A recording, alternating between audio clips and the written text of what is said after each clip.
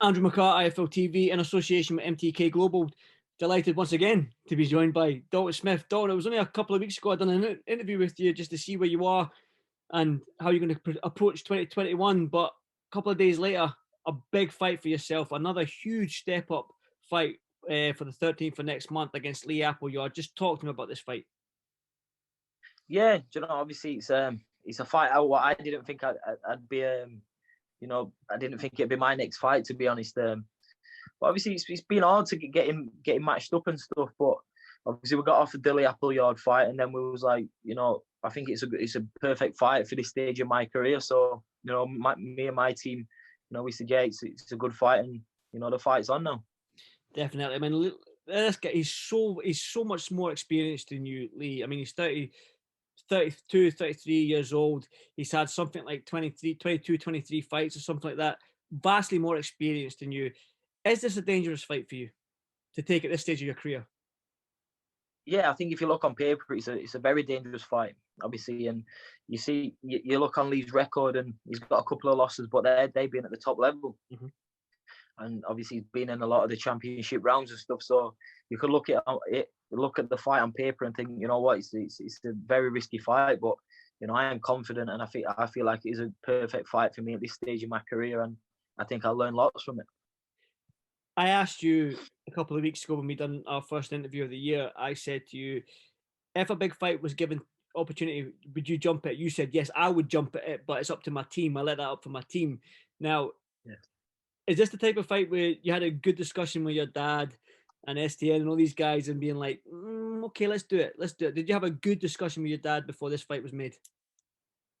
Yeah, to be honest, obviously there's one or two fights what got thrown in. And I just said, you know what, I think the Lee Appleyard is a good fight. I said that's one I'd like to take, and obviously my team and that thought the same thing, and that's why the fight got made. But I think obviously it looks like a risky fight on paper, and I think it will be a tough fight, but I just feel like my abilities, I believe in myself, and I just think I'm going to learn loads from this fight. And they're the fights that you've got to be willing to take. Mm-hmm. Obviously not rushing too much and trying to jump ship, but I've got to be taking little step ups each fight, and I feel like Lee Appleyard is more of a step up than Nathan Bennett, where I had last. So if I keep taking these little step ups and dealing with them each fight, I'm going to reach the top very quickly. Touch wood, yeah. Exactly. See, Lee Appleyard is a former English champion, albeit down at lightweight, but a former English champion in only your 7th fight. Could we say that if you do a number on Lee and you win convincingly, whether it be, is it an 8-rounder this fight? 10-rounder this one. 10-rounder? 10-rounder, yeah. Perfect, mate. That's good news. So if you put on a clinic for 10 rounds, or you manage to stop Lee, is it safe to say that you are English title, British title level already? Yeah, you could say that, but obviously it's I've just got to listen to my team. I've had those that fight's been put forward to me, and I've accepted it, and I feel like it is a great fight. But obviously, like I say, there's no point in rushing into things. If my team feel it's right to fight for the British title after that, then so be it. But I say all the time, I'm not in this game to rush things. I'm young at the minute, so I've got time on my side. I'm looking at BoxRec just now in the rankings, and you're 23, Lee's 18. Now, obviously, you don't want to take a step down. Obviously, you want the step up fights. So everybody, the names after Lee is like Harlem Eubank, Joe Hughes, Kay Prosper, Kieran Gething, Philip Bose, Sam Maxwell, Davis Jr., Ennis Brown, Lewis Ritson, McKenna, Carroll, Davis, Flanagan, Josh Taylor. I mean, there's nothing but big names now. All going well against the Appleyard. I mean, you could be up against some quality fights. And this division, like I said to you last time, is on fire. How excited are you, mate? Of course, and we say it all the time, the super lightweight division, it's probably one of the, even domestically, probably one of the strongest weights out there. And it's an exciting division for me to be in. These exciting fights, and obviously you see the likes of the Harlem Eubanks and stuff. They're coming through the ranks as well. So, after a couple of fights, those are the fights are in 18 months where we could build them up into big fights. So obviously we're all young lads coming through, and obviously it's going to come to the stage where it's like, who's number one? Kay Prosper is the English champion. Now I said to you, Lee Appleyard is a former English champion. Is that a target for you? Is somebody like Kay Prosper for that English title within the next fight or the next 2 fights? That's it. Obviously, I want to take the routes, obviously, like the English, the British, and so on. But obviously, I just take it. I've got a job to do on Lee Appleyard first, so I can't look past any other fight. I can't look beyond that because I know it was going to be a tough fight against Lee. So, I check each fight at a time. We spoke a little bit. This is kind of a local derby for you against Lee Appleyard, isn't it? He's from Rotherham, you're from Sheffield. I mean, you couldn't get any closer, could you? So it's kind of like a local derby. So is there bragging rights here, or is it just a case of? No, to be honest, it's it's all respect there for me and Lee. And I think it was only a couple of weeks ago we used the same chiropractor, and he was getting his treatment on the bed next to me, and we were just like, "Oh, have you got any fight dates yet?" And it's like, "No, I've got this, I've got that." There's no news, and then a few weeks later we're fighting. So obviously that's the game we're in. That's boxing for you. But no, I've got nothing but respect for Lee, his team, and it's strictly business. I want to say as well, like obviously you mentioned the super lightweight division, but like all the names I've rattled off to you there, you said you're not much of a you want to take your time, you got to speak to your team, but how do they rein you in then? How does your team and your dad and yourself stop you from jumping the gun too quick? Because like I said to you, you're ranked quite highly in Britain already.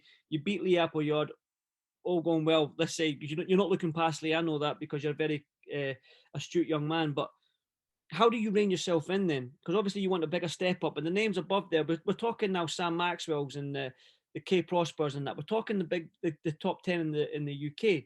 So how do we rein you in?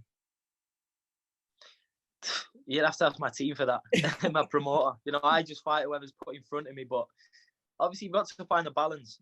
Yeah. And obviously styles make fights, and I just believe Lee's the perfect style for me, and he's going to learn me a thing or two in this stage of my career. So obviously I'm just not going to let anybody rush me. We're going at a pace what we feel is going to be comfortable and what's going to be best for my career. Mm-hmm. We're just thinking what's best for us and nobody else, and I think that's the way you've got to do it.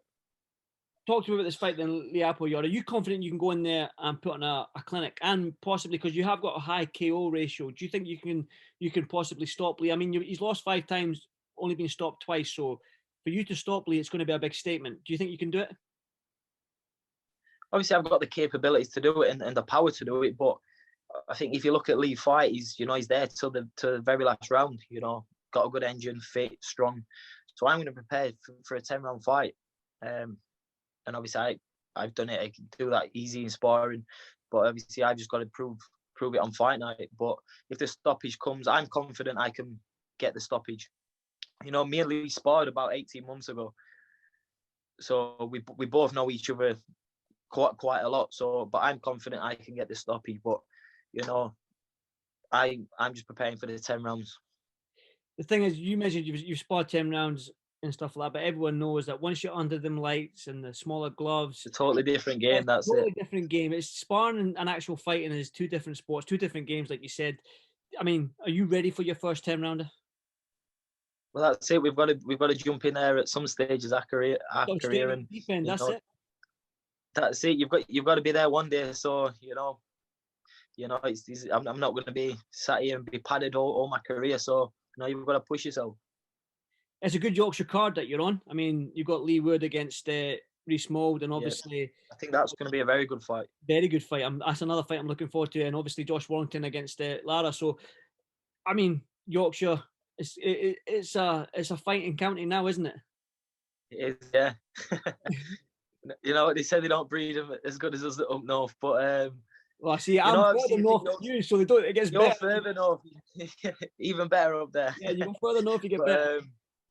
That's it. But no, I think obviously we can say Yorkshire South, Yorkshire, whatever. It's always been a great boxing city, and he's booming at the minute.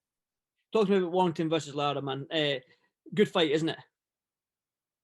To be honest, I've not seen much of Lara. Obviously, I've seen a lot of Josh, and I rate him highly. He's a great fighter, but to be honest, I've not seen much on the Lara, so I'll have to do a bit of research on that. Well, you spoke about Lee Wood, and you said it was a good fight against Reece Mould. Talk to me about that fight then. How good is that fight? I just think it's going to be the styles are going to gel well. Obviously, they both combine, they're both fit. they're both very talented lads. So, you know, it's a 50-50 fight for me, that one. Selfa Barrett against Kiko Martinez as well. I mean, these are the 4 fights. Your fight, Selfa, Lee Wood, Rees-Mogg, Josh Warrington, Lara. I mean, it's going to be a great night of boxing. Shannon Courtney as well. Yeah. She's back on it after her last performance as well. So everyone should tune in for this fight. It's going to be a good card. Sorry, everyone should tune in. So one final word from you then. What can the fans expect from you on next month on February the 13th? Just tune in, you know, looking to put on a great performance, you know, excel my career. And I just think it's going to be a great show of boxing anyway. Prediction for end of 2021, British champion? End of 2021 for me? Yep. Yeah, definitely. There we go, mate. That's confidence. That's what I like to see. As always, Dalton, it's a pleasure to speak to you, my man. Thanks for taking some time out in your evening. Appreciate your time, Andy. Thank you. Anytime, brother. You know that. Anytime. Stay safe. Look forward to your fight, and good luck when it comes, my man. Stay safe. Yeah, appreciate that. Thank you. Anytime, Dalton. Top man, see you later.